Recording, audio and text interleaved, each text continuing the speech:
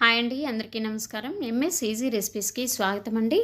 ఒక 200 గ్రాముల మామిడికాయ అండి. ఇది మామిడికాయ ముక్కలుగా తరుక్కోవాలి. మామిడికాయ పచ్చడి తయారు చేసే విధానాన్ని చూపిస్తున్నాను. వీడియో స్కిప్ చేయకుండా చూడండి. ఫస్ట్ టైం చూసేటువంటి వాళ్ళైతే సబ్స్క్రైబ్ చేసి పక్కనే ఉన్న బెల్ బటన్ని ప్రెస్ చేయండి. మరి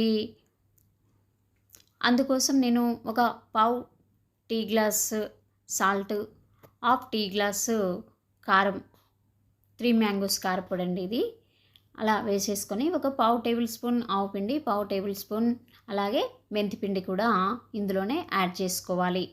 ఈలోపు స్టవ్ సిమ్లో పెట్టేసి తాలింపు గరిటె పెట్టేసి కొద్దిగా ఆయిల్ వేసి వేడెక్కాక జీలకర్ర, ఆవాలు, వెల్లుల్లి రెబ్బలు కొద్దిగా దంచి ఒక్క ముక్కగా దంచి ఆ తర్వాత ఎండుమిర్చి వేసుకోవాలండి. కొద్దిగా పసుపు యాడ్ చేసి కొంచెం ఇంగువ ఫ్లేవర్ కోసం యాడ్ చేయాలండి.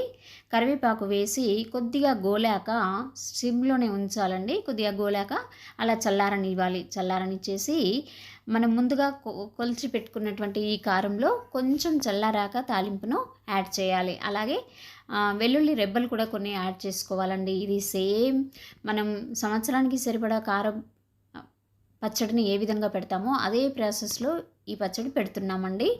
పచ్చడి కొలతలు కూడా నెక్స్ట్ వీడియోలో మీకు అందజేస్తాను. మరి ఈ విధంగా సోగి కారం అంతా కూడా అందులో యాడ్ చేశాక మొత్తం కలిసాక మనం కట్ చేసి పెట్టుకున్నటువంటి మామిడికాయ ముక్కల్ని ఈ సోగి కారంలో కలుపుకోవాలి. ఈ విధంగా మొత్తం కలుపుకోవాలండి. వీడియోలో చూపించిన మాదిరిగా కలిపేసుకొని మరి ఒక డిష్లోకి తీసి పెట్టేసుకోవాలి. మామూలుగా పచ్చడి అయితే 3 రోజులకు కలుపుతాము. ఇది ఒక్కటే మామిడికాయతో పచ్చడి కాబట్టి ప్రాసెస్ అంతా అదే, కానీ కొద్ది పచ్చడి కాబట్టి ఒక 2 గంటలు ఆగి కలిపానండి ఈ పచ్చడి. చూడండి, ఒక 2 గంటల తర్వాత పచ్చడి ఎలా ఉందో చక్కగా దాదాపుగా కొంచెం ఊరిందండి. తెల్లవారైతే చాలా బాగుంటుంది. మరి ఇదే ప్రాసెస్లో పచ్చడిని పెట్టేసుకోండి. మీకు కావలసినటువంటి సంవత్సరం నిల్వ పచ్చడి కొలతలు వెంటనే వీడియోలో అప్లోడ్ చేస్తాను. వేడివేడి అన్నంలోకి నెయ్యి కాంబినేషన్తో తింటే ఇంకా ఏది అవసరం లేదండి, అంత మంచి టేస్ట్ ఉంటుంది. Please like, share, subscribe.